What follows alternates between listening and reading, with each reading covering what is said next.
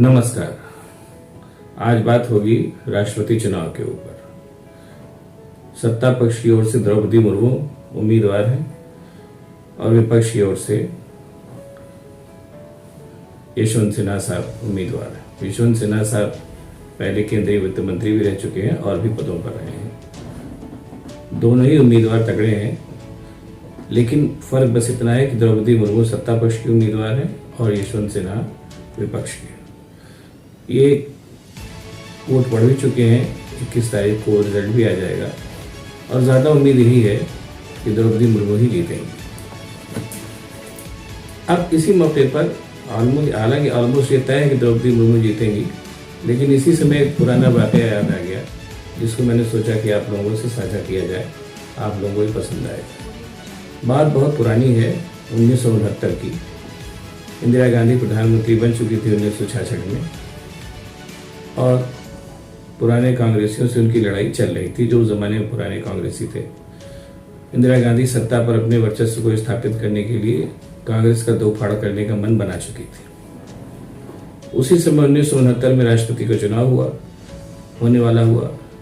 राष्ट्रपति के चुनाव के बारे में एक बात जान लीजिए तो बेहतर होगा, कहानी में ज्यादा मजा आएगा। राष्ट्रपति हालांकि एक संवैधानिक पद है, लेकिन यह है कि अगर राष्ट्रपति अपनी पे आ जाए तो वो केंद्रीय सत्ता को डावाडोल करने भर की ताकत उसके पास होती है। इसीलिए कोई भी सत्ता पक्ष, और स्पेशली जो ऐसी सत्ता जो चाहती है कि सब कुछ उसके हिसाब से ही हो, हमेशा इस कोशिश में रहती है कि राष्ट्रपति उसका आदमी हो। और एक तरीके से देखा जाए तो इसकी शुरुआत इंदिरा गांधी ने ही की थी। उसके पहले भी राष्ट्रपति चुने गए थे, राजेंद्र प्रसाद थे, राधा कृष्णन थे, जाकिर हुसैन साहब थे, लेकिन वो राष्ट्रपति एक तरीके से सर्वसम्मति के राष्ट्रपति थे। लेकिन 69 में जो चुनाव हुआ, जिसमें अंततः वाराह वेंकटगिरी राष्ट्रपति बने, उसकी कहानी अलग थी। क्योंकि कांग्रेस में वर्चस्व की लड़ाई चल रही थी, इसलिए कांग्रेस पार्टी की तरफ से नीलम संजीव रेड्डी राष्ट्रपति पद के अधिकृत प्रत्याशी घोषित किए गए। वो एक तरीके से कांग्रेस संगठन की तरफ से प्रत्याशी थे, लेकिन नीलम संजीव रेड्डी को लेकर के इंदिरा गांधी के मन में संदेह थे।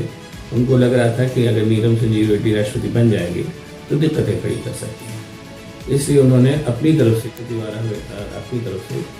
दक्षिण भारत के एक सम्मानित और बड़े नेता, जो लेबर यूनियन के भी लंबे समय तक नेता थे, जिन्होंने लेबर की वो की थी, राजनीति की थी लंबे समय तक, उनको राष्ट्रपति पद का उम्मीदवार बना दिया। अब सवाल ये पैदा हुआ कि चूंकि अधिकृत प्रत्याशी नीलम संजीव रेड्डी थे और ये जो राजनीतिक सिनेरियो होता है उसमें ये माना जाता है कि जो पार्टी का अधिकृत प्रत्याशी है उसी को लोक चुनाव जीतना भी चाहिए।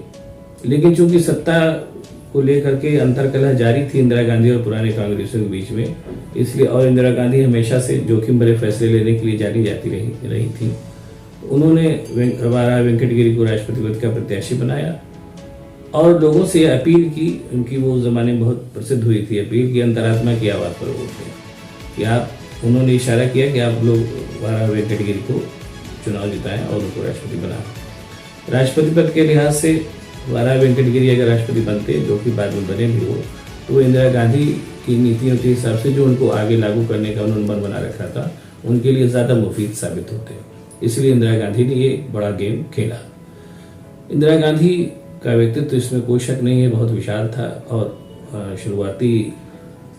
हालांकि उनके शुरुआती दिन थे, लेकिन नेहरू जी की छाया भी उनके पीछे पीछे चल रही थी।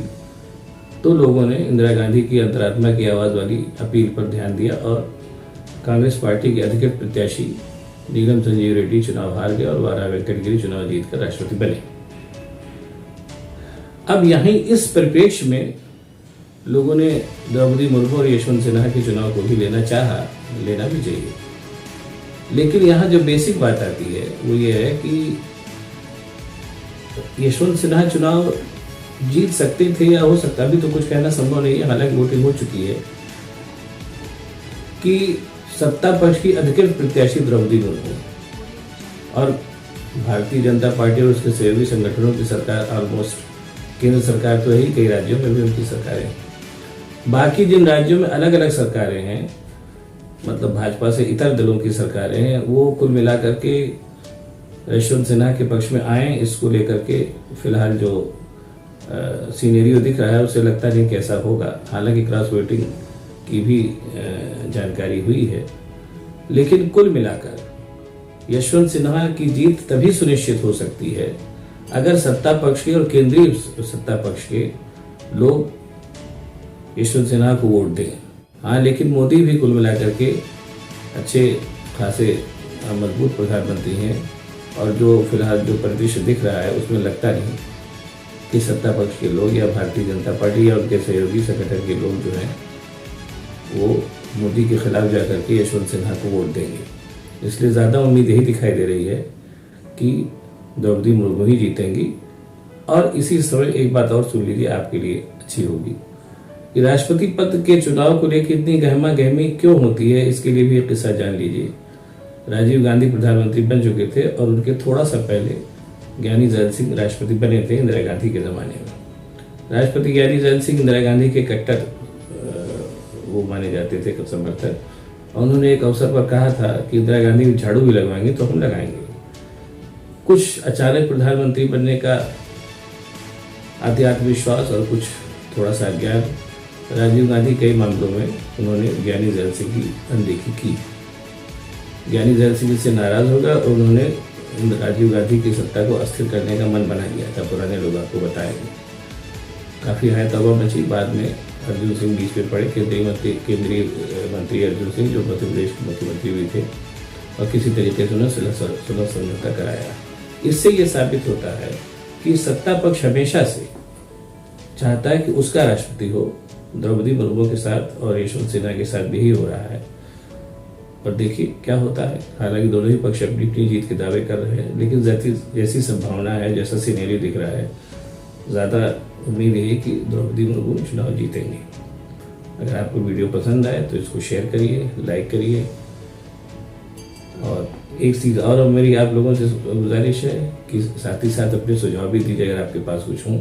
उन सुझावों के हिसाब से भी हम वीडियो बनाएंगे। नमस्कार।